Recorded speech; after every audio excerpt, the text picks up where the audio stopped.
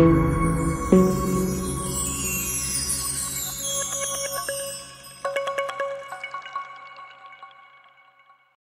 کہیں کسی کے ولیمے عقیقے میں تو نہیں جا رہے ہیں؟ السلام علیکم ورحمۃ اللہ وبرکاتہ۔ وعلیکم السلام۔ معاف کیجیے گا، میں اپنی دھن میں جا رہا تھا، ادھر کوئی توجہ نہیں ہوئی، اور ولیمہ تو آپ کا کھایا تھا، بہت دن ہو گئے، اب تو عقیقے کا انتظار ہے، کب تک عقیقہ کھلائیں گے؟ انشاءاللہ جلد ہی ہوگا، دعا فرمائیں۔ اللہ تعالیٰ آپ کو نیک صالح اولاد عافیت کے ساتھ عطا فرمائے۔ بات دراصل یہ ہے کہ آج ہماری محبوب انجمن لجنت القراءت و تجوید کا سالانہ اجلاس منعقد ہو رہا ہے، جس میں مسابقۃ القراءت کے ساتھ کئی طلباء سبا ثلاثہ عشرہ کی تکمیل کریں گے، جو ہمارے لیے کسی دعوت ولیمہ و عقیقہ سے کم نہیں، وہاں شرکت کی غرض سے جا رہا ہوں۔ مجھے بھی تو اطلاع ملی ہے، میں بھی اسی اجلاس میں شرکت کے لیے جا رہا ہوں۔ ماشاءاللہ، الحمدللہ، چلو تو ساتھ چلتے ہیں۔ جب تجوید و قراءت ہی کے جلسے میں جا رہے ہیں تو ایک مسئلہ جو مجھے درپیش ہے عرض کر دوں، اگر جواب مرحمت ہو تو صحیح قسمت، راستہ بھی کٹ جائے گا اور آپ کے افادات علمیہ سے استفادہ بھی کروں گا۔ وہ یہ ہے کہ آج کل ارباب تجوید و قراءت کے یہاں یہ مسئلہ زیر بحث ہے کہ روایت حفظ پڑھتے ہوئے سورہ مرسلات کے کلمہ الم نخلقکم میں ادغام تام پڑھیں گے یا ناقص یا دونوں؟ جواب سے قبل بطور تمہید ایک دو باتیں یہ ذہن میں رہیں۔ اول یہ کہ فی زمانہ دنیا بھر میں پڑھی پڑھائی جانے والی قراءت مشہورہ متواترہ کے دو طریق ہیں، جیسا کہ ارباب فن پر مخفی نہیں ہے۔ اول طریق شاطبی، دوم طریق جزری۔ چنانچہ عامتاً قراءت سبا کا مدار علامہ شاطبی رحمۃ اللہ علیہ کے بیان پر گئے کہ علامہ شاطبی رحمۃ اللہ علیہ نے ائمہ سبا کی 7 قراءتوں کو علامہ دانی رحمۃ اللہ علیہ کے التیسیر سے لے کر اپنے قصیدہ شاطبیہ میں جیسا نظم فرمایا ہے اسی کے مطابق 7 قراءتوں کے پڑھنے کو طریق شاطبی کہا جاتا ہے۔ دوم طریق جزری، یعنی علامہ جزری رحمۃ اللہ علیہ نے مذکور الصدر ائمہ سبا کے ساتھ ساتھ مزید 3 ائمہ یوں ائمہ عشرہ کی 10 قراءتوں کو علم قراءت کی 63 امہات الکتب سے اپنے قصیدہ طیبہ میں مختصر اور النشر میں بھی تفصیل جیسا بیان فرمایا ہے اسی کے مطابق 10 قراءتوں کے پڑھنے کو طریق جزری کہا جاتا ہے۔ علامہ جزری رحمۃ اللہ علیہ نے جن 63 کتابوں سے ان 10 قراءتوں کو لیا ہے ان میں 57 کتابیں ماخذ کی حیثیت رکھتی ہیں، جبکہ 6 شروح شاطبیہ ہیں۔ اس طرح کل عدد 63 ہوا۔ ہاں، پھر کسی بھی وجہ قراءت کی تحقیق کے لیے ان میں کی 37 کتابوں کو بنیاد قرار دیا ہے۔ سوم، مشترکہ طور پر جملہ علوم اسلامیہ کا حال یہ ہے کہ کسی بھی ایک فن کے حاملین اجمالاً 2 طرح کے ہوتے ہیں۔ حاملین کا ایک طبقہ تو وہ ہوتا ہے جو کسی ایک فن کو اپناتا ہے اور اس کے متعلقات سے واقفیت کو اپنی مسئولیت سے قرار دیتا ہے، جبکہ اسی فن کا ایک طبقہ وہ مختصر ہی صحیح مگر وہ ہوتا ہے جو جملہ متعلقات سے واقفیت کے علاوہ اس کی تمام تر باریکیوں اور نزاکتوں کی معرفت اور فن میں ان کی رعایت کو بھی لازمی قرار دیتا ہے۔ ماشاءاللہ، آپ کی تمہیدی گفتگو خوب سمجھ میں آ گئی، یہی بہت معلومات افزا ہے۔ خیر، یہ آپ کی محبت کی بات ہے، ذرہ نوازی کے بدل شکریہ۔ تو اب اصل مسئلہ سنیے۔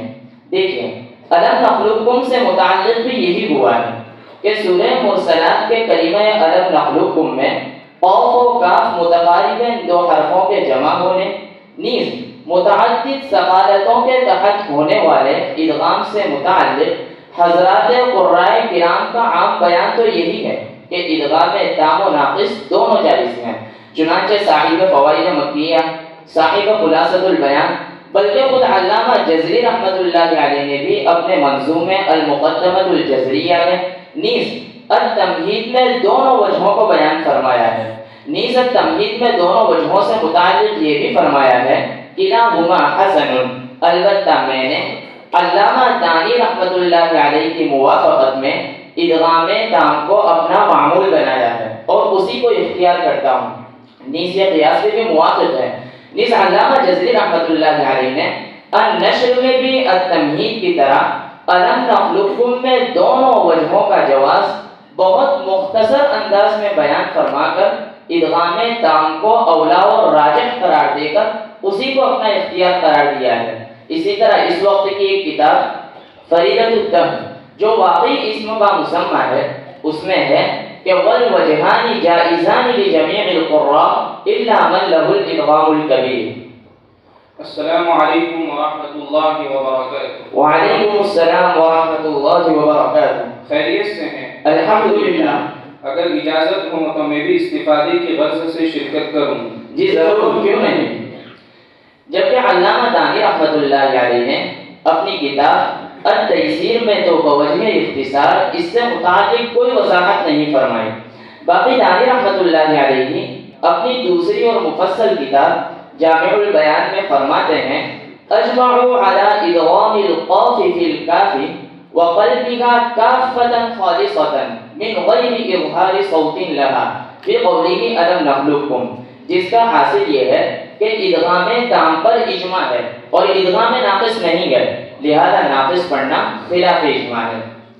غرض یہ کہ علامہ جزری رحمۃ اللہ علیہ کے اس مختصر بیان نیز التمہید اور مقدمے میں دونوں وجوہ بیان فرمانے کی وجہ سے تو ظاہر ہے کہ ہر امام کے لیے دونوں وجوہ کا پڑھنا صحیح ہے، اور ارباب فن سے ایک جماعت کی رائے بھی یہی ہے، جبکہ دوسری جماعت کا نظریہ یہ ہے کہ روایت حفص کو خواہ طریق شاطبی سے پڑھ رہے ہوں یا طریق جزری سے، صرف ادغام تام پڑھنا ہوگا، ناقص صحیح نہیں ہے، کیونکہ جب دیگر قراتوں کی طرح روایت حفص کو بھی انہی دو طریق اور فن کے انہی دو اماموں کے بیان کے بموجب پڑھتے ہیں اور سارے مواقع اختلاف میں انہی دو حضرات کی تقلید و اتباع کرتے ہیں، تو الم نخلقکم میں بھی اسی کو اختیار کرنا ہوگا جو یہ دونوں امام بیان فرمائیں۔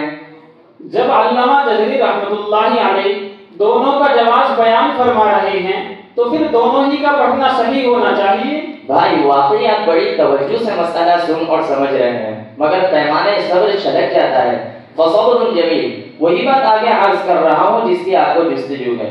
تو سنیے، جہاں تک علامہ شاطبی رحمۃ اللہ علیہ کا مسئلہ ہے تو جیسا کہ ماقبل میں گزرا، آپ الم نخلقکم کے باب میں مطلقاً ساکت ہیں، یعنی نہ تو روایت حفص کے عنوان سے الم نخلقکم کو بیان فرمایا ہے اور نہ ہی غیر حفص کے عنوان سے۔ اور علامہ جزری رحمۃ اللہ علیہ نے گو التمہید اور مقدمے میں لا علی التعین، یعنی کسی بھی امام کی تخصیص و تعین کے بغیر الم نخلقکم میں تام و ناقص دونوں کو بیان فرمایا ہے، مگر اصحاب تحقیق و تدقیق کہتے ہیں کہ علامہ جزری رحمۃ اللہ علیہ نے اپنی کتاب النشر میں جملہ قراتوں کو جن 37 مآخذ سے بیان فرمایا ہے، ان میں کلمہ الم نخلقکم میں امام ابو محمد مکی رحمۃ اللہ علیہ کی الرعایہ اور ابن مہران کی الغایہ سے ادغام ناقص نقل کیا ہے، باقی ان کے ماں سوا مآخذ میں ادغام تام ہے۔ اب بطور خاص قابل توجہ امر یہ ہے کہ مذکور صدر جن دو کتابوں سے ادغام ناقص آیا ہے، یہ دونوں کتابیں روایت حفص کے لیے نہ مآخذ شاطبی سے ہیں اور نہ ہی مآخذ جزری سے ہیں۔ چنانچہ علامہ جزری رحمۃ اللہ علیہ نے مجموعی 37 مآخذ میں سے روایت حفص کو جن 17 مآخذ سے اخذ کیا ہے، یہ دونوں کتابیں یعنی امام مکی کی الرعایہ اور ابن مہران کی الغایہ ان میں سے نہیں ہے، لہذا بیان علامہ شاطبی و جزری کی اتباع اور روایت حفص کے لیے 17 مآخذ کا التزام بھی اسی کا مقتضی ہے کہ روایت حفص الم نخلقکم میں ادغام ناقص نہ پڑھا جائے۔ حسن اتفاق سے حضرت قاری صاحب بھی تشریف رکھتے ہیں اور آپ کو بھی فن سے کافی مناسبت ہے، تو اس مسئلے پر ہم جناب والا ہی سے کیوں نہ مزید استفادہ کریں؟ نہیں جی، ایسا نہیں ہے، یہ تو آپ کا حسن ظن ہے۔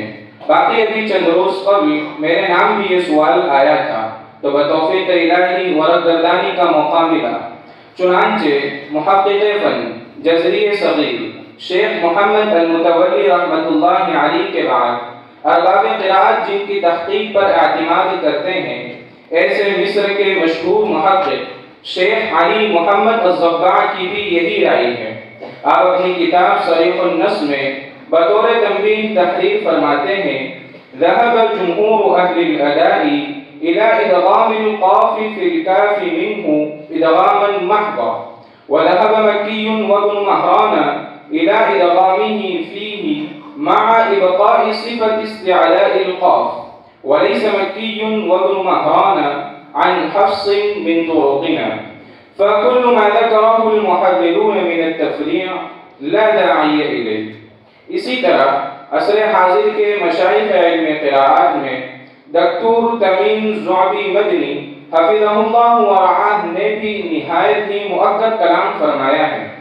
چنانچہ آپ المقدمۃ الجزریہ میں شعر والخلف بنخلقکم وقع کے تحت تحقیقا لکھتے ہیں وما مشى عليه كثير من شراح الجزرية خاصة من المعاصرين ومؤلف التجويد من جواز الوجهين لحفص فيها من طريق الشاطبية والطيبة لا داعي له على التحقيق فإنه ليس من جميع طرقه المسندة في النشر في كلمة نخلقكم إلا وجه واحد وهو الإدغام الكامل. ومن أسند يعني التالي من القراء العشرات ورواتهم في قراءته طريق مكي وابن مهران فله الوجهان هما الإدغام الكامل والإدغام الناقص. اسی طرح دکتور ایمن سوید رشدی دمشقی حفظہ اللہ ورعاہ فرماتے ہیں وہی ای کلمۃ ألم نخلقکم على رواية حفص من طريق الشاطبية والطيبة بالإدغام الكامل.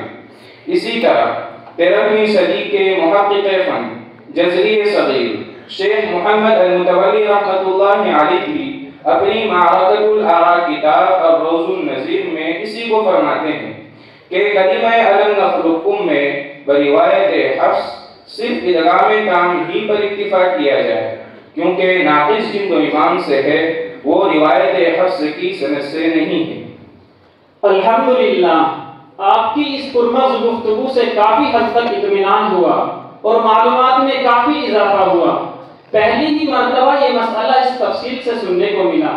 جزاکم اللہ وبارک اللہ فی علمک وعملک.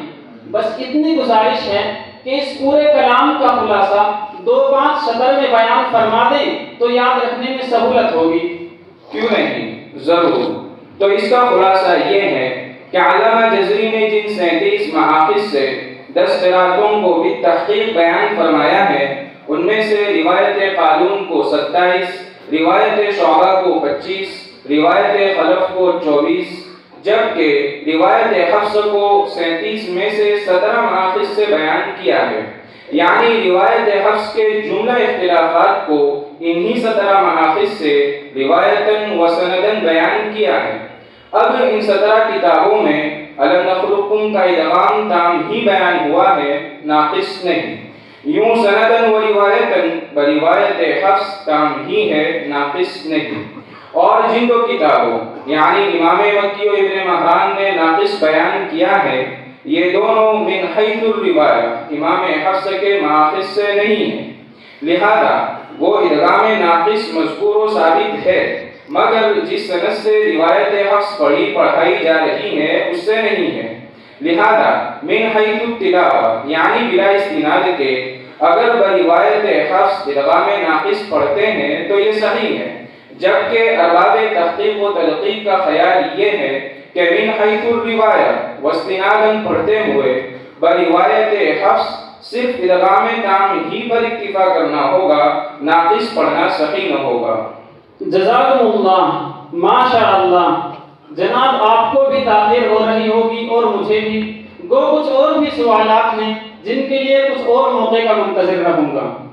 چلیے تو چلتے ہیں. جناب شیخ القراء حضرت قاری ابو الحسن صاحب اعظمی مدظلہ بھی تشریف لائے ہوئے ہیں. استاد محترم کی ملاقات کے ساتھ ساتھ جناب شیخ القراء کے ارشادات سے بھی استفادے کا موقع ملے گا. جی ضرور، تو چلو چلتے ہیں. ماشاءاللہ نہایت علمی تحقیقی مکالمہ تھا، اسلوب ثقافی تھا، مہذب، سنجیدہ اور باوقار ہونے کے ساتھ ساتھ سمجھ